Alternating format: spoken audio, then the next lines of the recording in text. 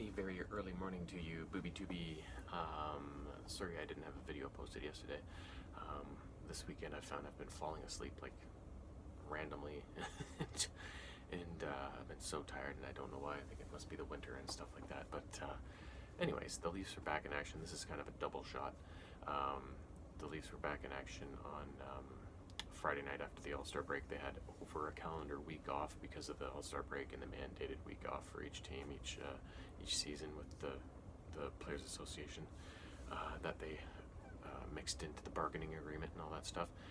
And the commentators before the game noted that they'd seen a lot of brutal performances from teams coming back from the break, and the Leafs' performance wasn't brutal, but it wasn't that much of a step above. They didn't have it. They didn't have their speed. They didn't have their legs. They weren't very cohesive.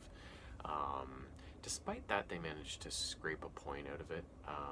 Detroit outshot them, not by a gross amount, but by a significant amount, and they just seemed to have that. I mean, they weren't great by any stretch either, but they did have that kind of advantage over the Leafs all night, that extra step. And the first period was scoreless and looked like the game was going to settle in fine. And then the teams traded goals in both the second and third periods, and it went to overtime 2-2, and they lost it in overtime. So at least they got a point out of it, and added to their totals a little bit there, because it's the race in the Atlantic is getting super tight now. Good news for the Leafs on that night is that because of the long break, Andreas Johnsson, who had been concussed a couple games before the break, and so he only ended up missing one game. He was back in the lineup. And then over the break, the Leafs also made a big move in acquiring defenseman Jake Muzzin from the Los Angeles Kings as kind of a piece to help them make a deep playoff run. And as we all know, defense is the one area that everybody says they need to improve on. So he's not a Morgan Riley type offensive defenseman or anything like that, but he can provide some goals. He's got a big booming shot, but most of all, he's very good in his own end, and he loves to lay the body on people. He brings an element of kind of physicality that most of the guys on this team don't have. This team's more about skill and speed than banging bodies, other than maybe Kadri and Hyman a little bit. They don't really have guys that like to do that, so it's nice to add a guy like that. I'd be happy if they added a couple more, to be honest. But anyways, that's how the Detroit game went. And to compound things in Detroit, they had a long ceremony before the game to honor Red Kelly and retire his number. So it was delayed until like an 8:20 start or something like that. So they always say that affects teams, especially the visiting team, when they have to. They're used to like a 7:30 start, but then it's delayed by these ceremonies and stuff. So that was that. Last night, though, the Leafs hosted Pittsburgh at Scotiabank Arena, and it was a much different story.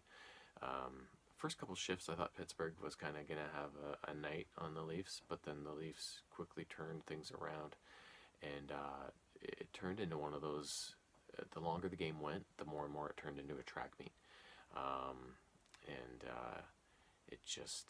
It was just a very exciting game, and just two highly skilled clubs trading chances. Sparks got the start because Anderson played in Detroit the night before, and he was pretty good. The two goals he got beat on during regulation were nothing he could do about, like tight end shots to the top corner, which you can't react to. Nobody on earth can react to those. It's just a matter of, is a piece of your equipment in that spot by chance, right? Like that's a positional save, a lucky positional save more than anything else. So, but yeah, the Leafs were just they kind of put the lines back to where they always had been with Tavares, Marner, and Hyman together, and then Marlowe, Matthews, and Kapanen together, and then Kadri, Brown, and Nylander, and then the fourth line of Gauthier, Johnsson, and Lindholm, and Muzzin's been put on the top pair with Riley. That's how that's sorted out. So, and yeah, they seem to just be the Leafs of earlier in the season. They looked like, we're just moving the puck quick, quick decisions, quick passing, precise, lots of chances, lots of creativity, and in the end they pulled out the victory. They came from behind. Pittsburgh was up 2-0 in the first, and it looked like, despite how the Leafs were starting to roll a bit in the first, it was like, oh god, they're down 2-0. It's going to be one of these nights where they deserve a bitter fate, but don't pull any points away from it, right? But they kept at it. They kept grinding, and yeah, eventually came away with, I think it was 3-2 in the end. It was close, but the Leafs were the better team. But it was an exciting game nonetheless. That would be a very exciting playoff matchup if it ever got to that. And Muzzin laid a big hit on some poor bastard too. That was nice to see. He really got him against the boards.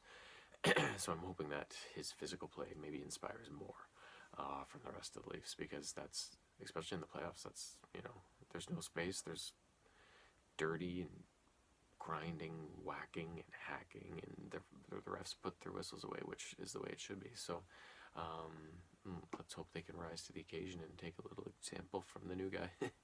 But yeah, so 2 games after the break, 3 points, I'll take it, and it's time they really start rounding out their game, because we're well past the halfway point at this juncture, and they want to keep as much home ice advantage as they can going into the playoffs. So they really need to start banking points and keep Boston and Montreal below them, and not let them past. So we'll see what happens, but either way, it's going to be exciting, and it's going to be tense, and it's going to be maybe a lot more beers drunk, but yeah, I wouldn't have it any other way. Till next time.